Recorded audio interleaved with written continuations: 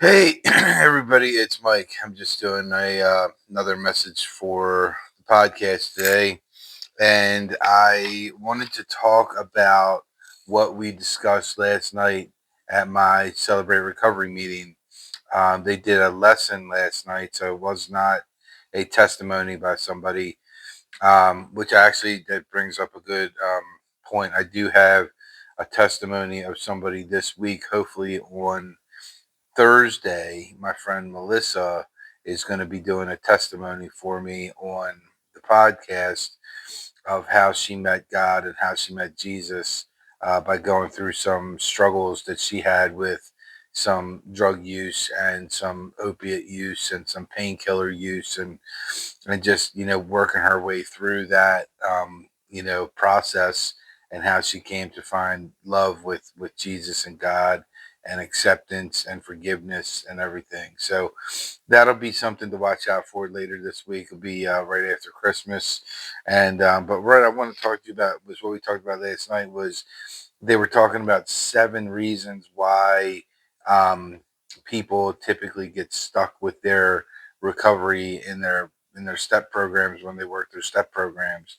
And for those of you who know me, know that I did have a little bit of a drug problem probably about 6 years ago, with primarily marijuana, and I did not go into a treatment type of program because what God did with me with that was basically scare me so bad with what He did and had the devil in my head, and it was crazy, the paranoia and everything. I will never touch that stuff again. God has taken that craving, that drug, completely away from me, and I've never have a need to even think about it again, touch it again, never, never. So, and that's something that's funny because when God spoke to me, that day when he saved me the first time, with the spiritual awakening was, he said to me straight up, he's like, if you listen to me, you'll never have a want for that drug ever again in your life. And then he proceeded to tell me to take everything and throw it out and get rid of the drugs and the paraphernalia and everything else that was in my house. So I knew right then that something was going on, and I literally have not had a craving ever since that day. I've never even thought twice about taking a hit or anything like that for somebody smoking a joint or whatever. Never thought about it. So anyway, the 7 reasons we get stuck. I'm not gonna go through all of them in detail. I'm just gonna kind of breeze through it a little bit until I get to the ones that were important points for me that I felt like um, stood out. That are really kind of the most important with your faith and your belief in God and just growing as a person, not just in recovery, but as a person, as a spiritual kind of growth. How we get stuck. I think growing spiritually too. You can use this for that too. So the first thing is, first one they have is you have not completely worked out the previous principle. So remember, they got like 12 principles that they work on. It's like step one, step two, step three, step four, all the way up to step 12. And what they're saying is, if you're having trouble getting stuck, it's probably because you didn't complete the previous principle from before. So every principle is like built on the next one, and that's how it works. But like I said, I never did this step program. I don't feel like I ever really need to do the step program. Um, I just kind of go to support other people there and put my 2 cents in on how Christ impacts my life and how God impacts my life, and tell my story, tell my testimony, and help other people overcome their addictions, their hang-ups, their bad habits, and just try to change their lives. So, but number two on here, of the 7 reasons, was you have not completely surrendered your life and your will to the Lord. And it says, if you want favor with both God and man and a reputation for good judgment and common sense, then trust the Lord completely. Don't ever trust in yourself. In everything you do, put God first, and He will direct you and crown your efforts with success. And then it references Proverbs chapter 3, verses 5 and 6, where it says, I've had this put up on the computer over here. It says, trust in the Lord with all your heart and lean not on your own understanding. In all your ways, submit to Him, and He will make your paths straight. So, if you want to be on the straight, narrow road and be walking with the Lord, it says, in all your ways, submit to Him, and He will make your paths straight. So you don't have to worry about, you know, going on the windy, roads and, winding your way up and down the mountain kind of thing. It's a straight path down the narrow road. If you submit to Him, it can be an easy walk. Now, it's not always easy because, what He does is He makes you face some of your past transgressions and makes you kind of face them again in another way in your life.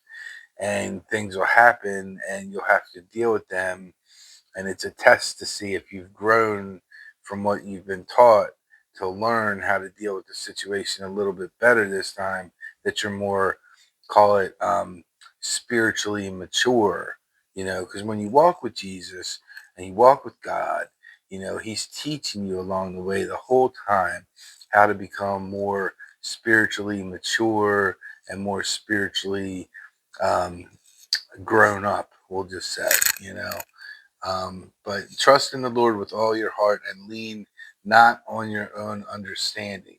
So don't, keep your mind open, don't just lean on your own understanding, because, you're going to be taught and blown away with other kinds of understanding. So the other thing I had written down here on the paper, because I made some notes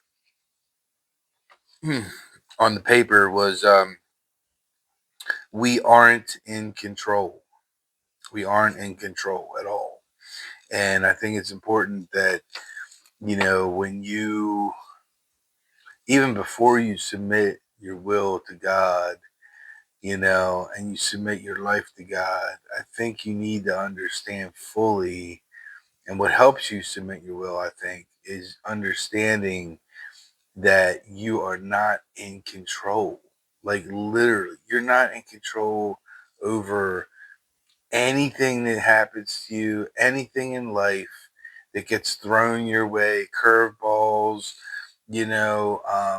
bad things that happen to you, disappointments, good things that happen to you, everything that happens to you is happening to you because, God ordained that to happen to you.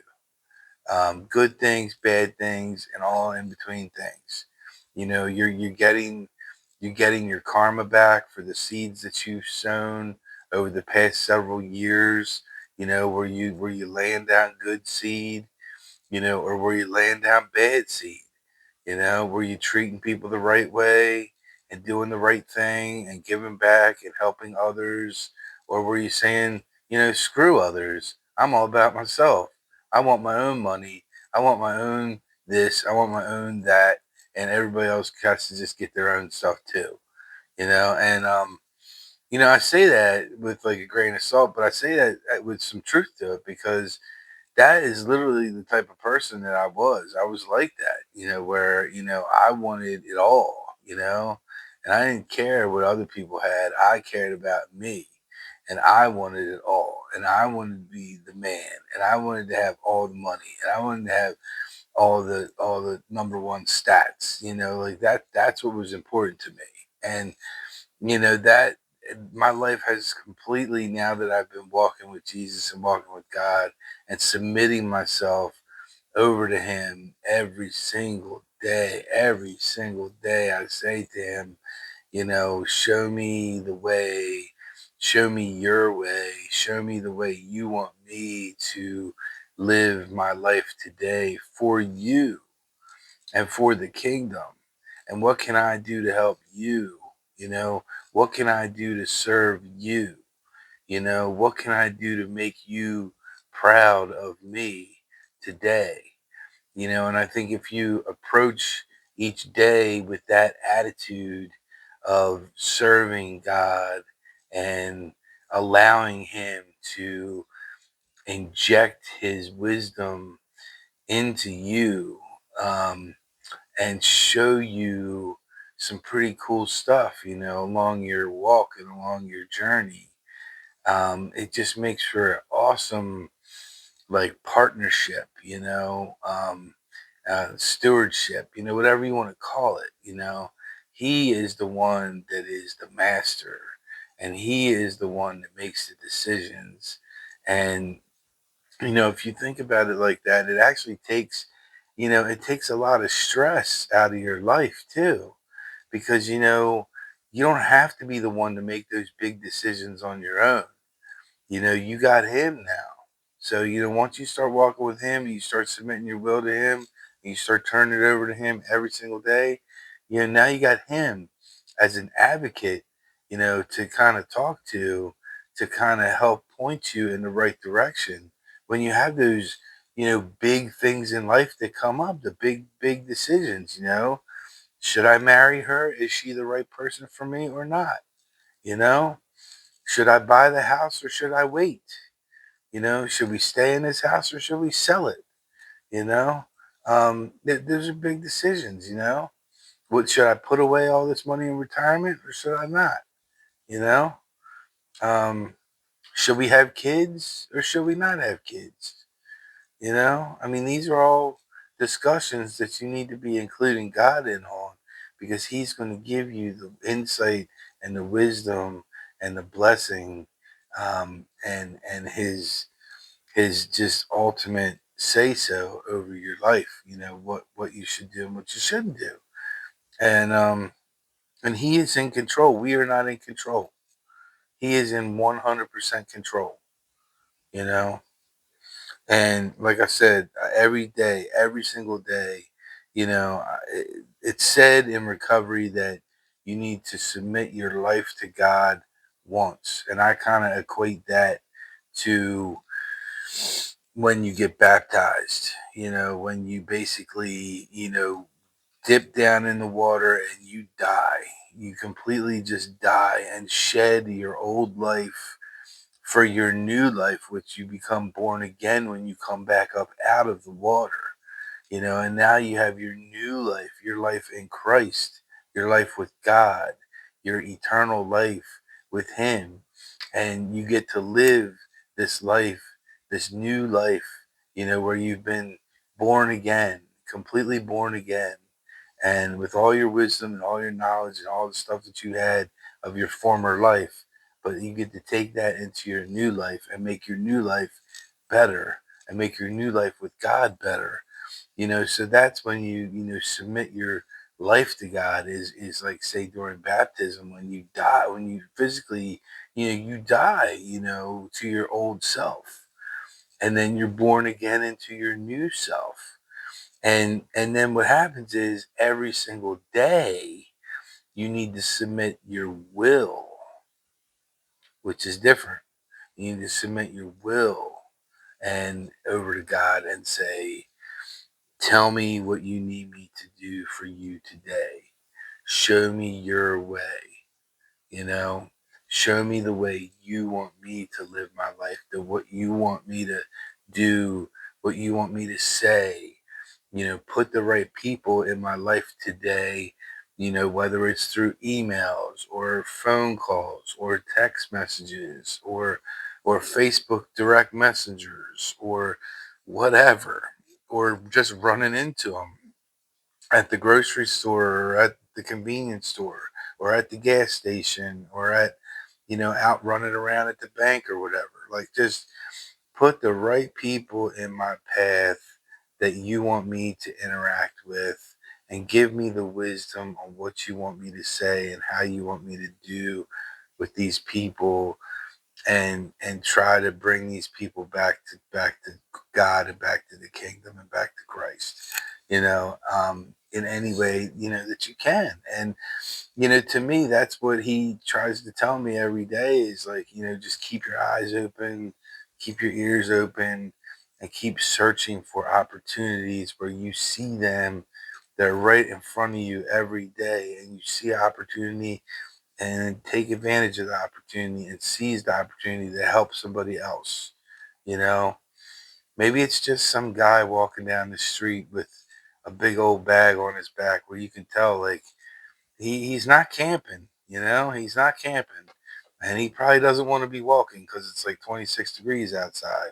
Maybe you know, get up to him and just talk to him and see what his name is and see where he's going and, see if he needs his bite to eat or a sandwich or something or a bottle of water or something, and, maybe you buy it for him, maybe you help him out a little bit, um, it doesn't hurt to help people that look like they need it. And I'm not saying judge a book by its cover because you never know. He could just be some, ultimate training on some competition where he's carrying all this weight to travel, a long distance with running or some kind of, event that he's doing. But, chances are that's probably not what it is. You know what I'm saying?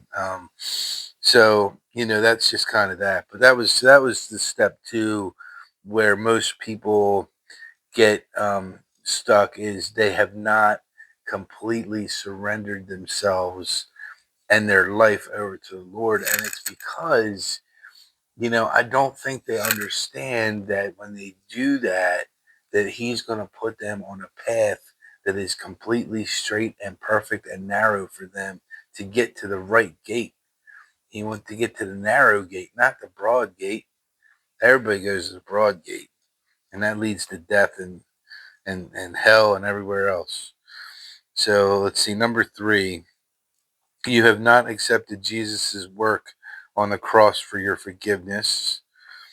So I didn't really make many notes about that because it's pretty self-explanatory. Um, Number four was you have not forgiven others who have harmed you.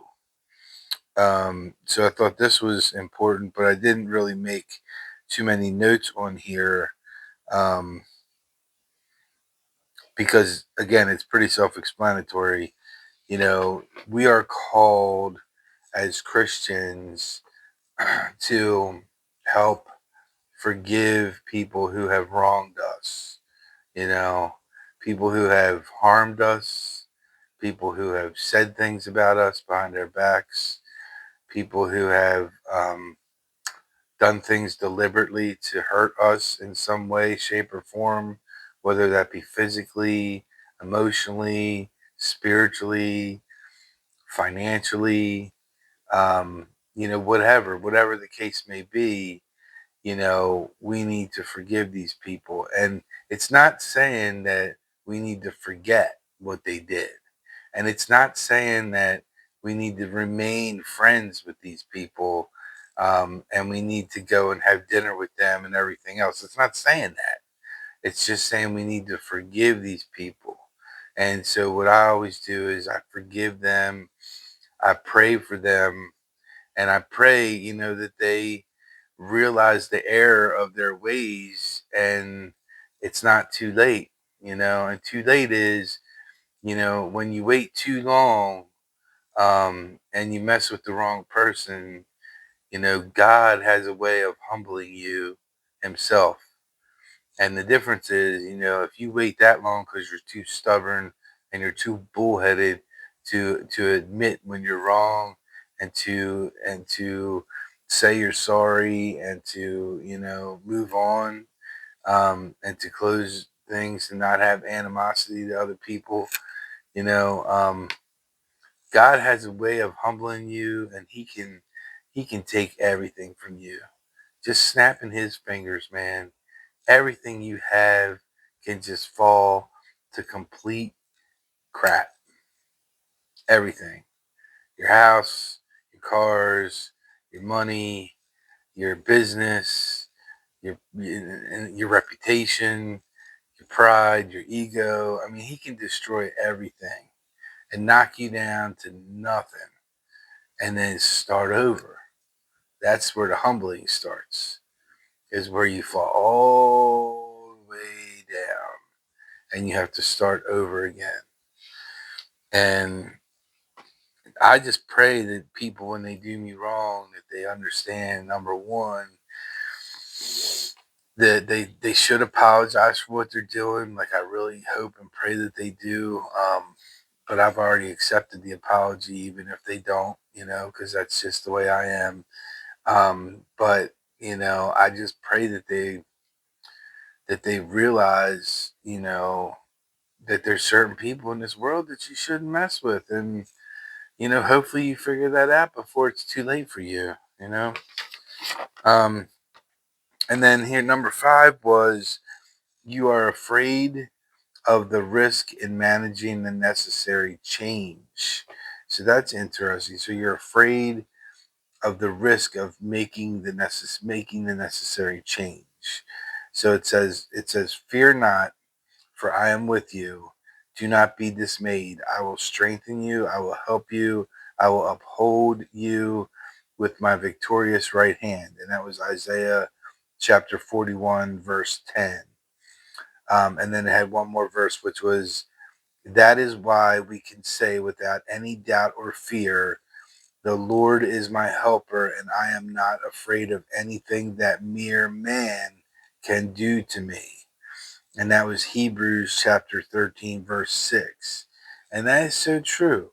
We can't be worried. When you walk with the Lord and you walk with God, like there's nothing that anybody in this world, like a real person, can do to me that's gonna scare me or make me upset or make me afraid or make me nervous, because it's just a person.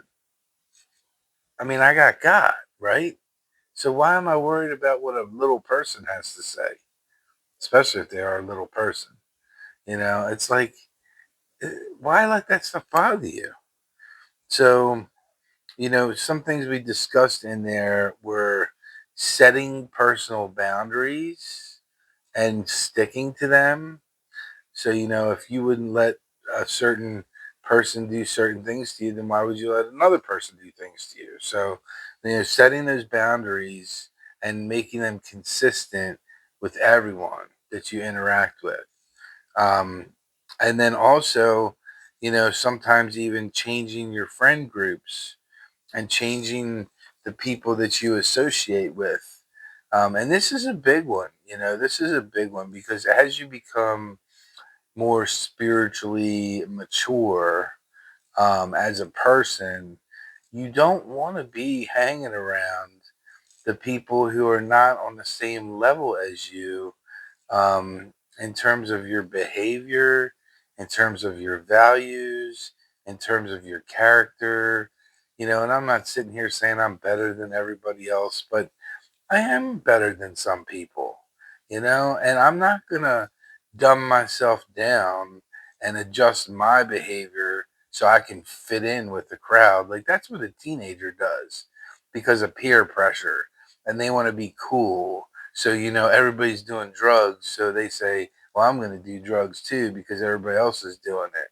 Like, that's dumbing yourself down to their level. That's stooping to their level.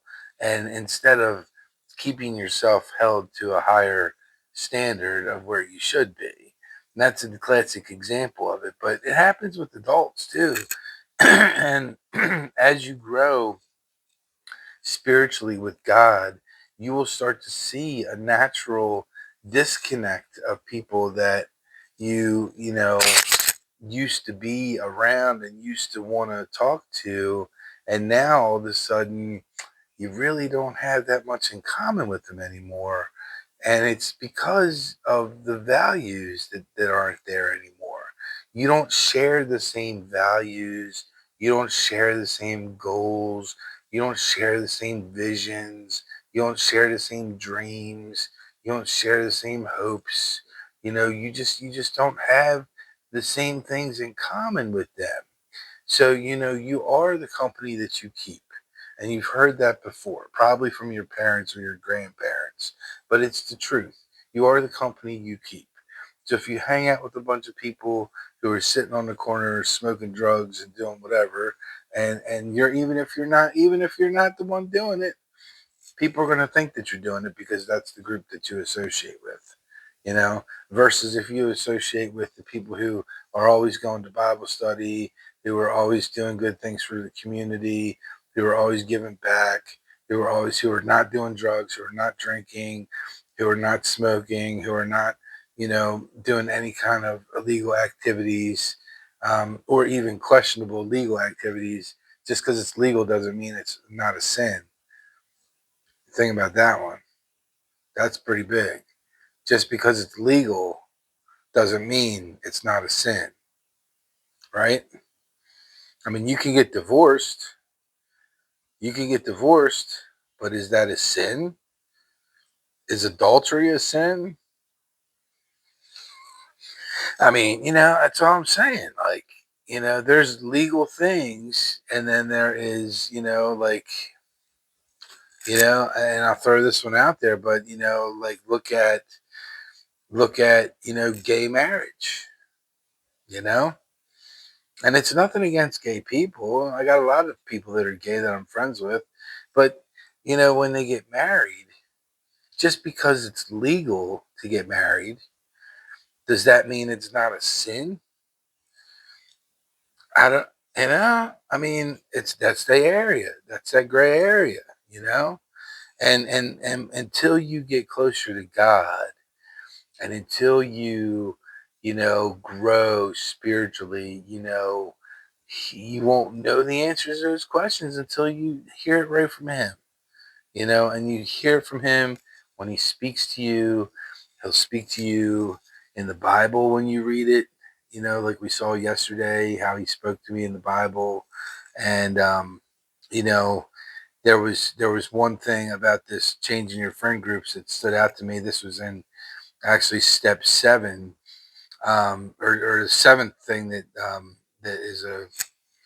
is a reason you get stuck in treatment is you have not developed an effective support team. And what they have there is, this is Proverbs as well. This is Proverbs chapter 13, verse 20. It says,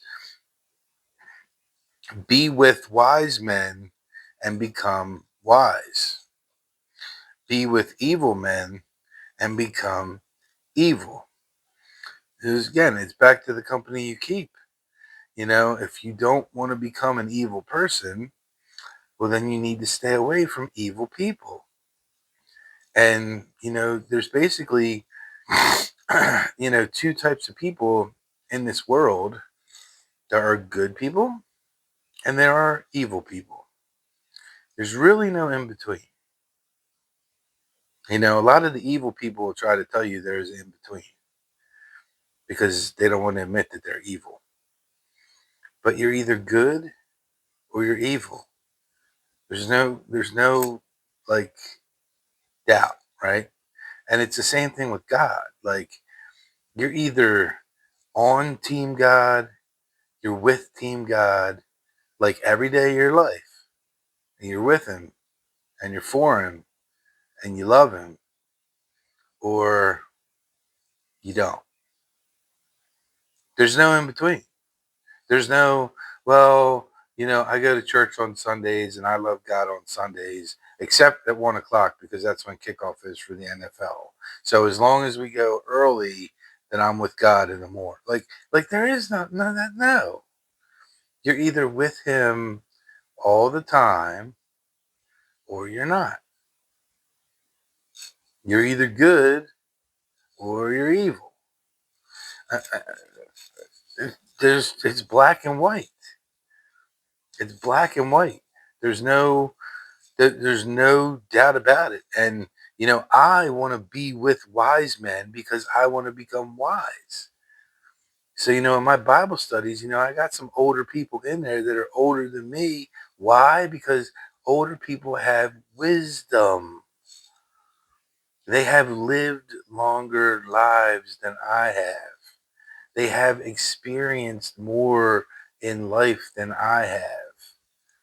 And you learn about life from these people. And when you couple that with the fact that you're also talking about the Bible at the same time, whoa, you really start to grow with wisdom, spiritual wisdom, true wisdom, the wisdom that they don't teach you in school, that they should, but that's a whole nother podcast. They should be teaching that stuff in school because this is the stuff that makes you a better person. This is the stuff that makes for a better people as a whole, which then makes for a better society as a whole. But they don't want that. They want everybody fighting. So they're distracted. So they can pass a bill, a 1,500-page bill that they don't even have more than 8 hours to read, that has salary increases for the politicians of 40% in it. That's what they want. They want you to not pay attention so they can just do whatever they want with complete lawlessness. But see, the more people we can get on Team God and Team Jesus, imagine having everybody that's a politician that's elected is Team God or Team Jesus. You don't think we're getting some good stuff done? You don't think the poor are going to be taken care of? Everybody's going to pay their fair share. Everybody's going to be fine with it. You just got to get the right people with the right values and the right character into these spots that are important and crucial for our country, you know? So anyway, that was it. That's kind of it. I want to just talk about boundaries and some of the reasons we get stuck. And I think that kind of touched on a lot today. So that'll be all for today. Thank you for watching. I'm in my home office. We got Ed Reed in the background over there.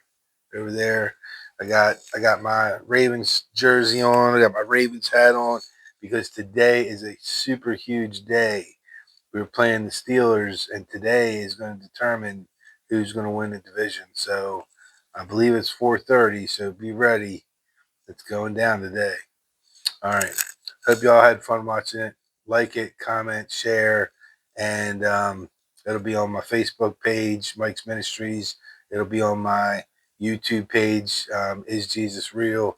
And then you can always, contact me if you ever need to as well. So talk to you later and have a great day. God bless each and every one of you. Bye.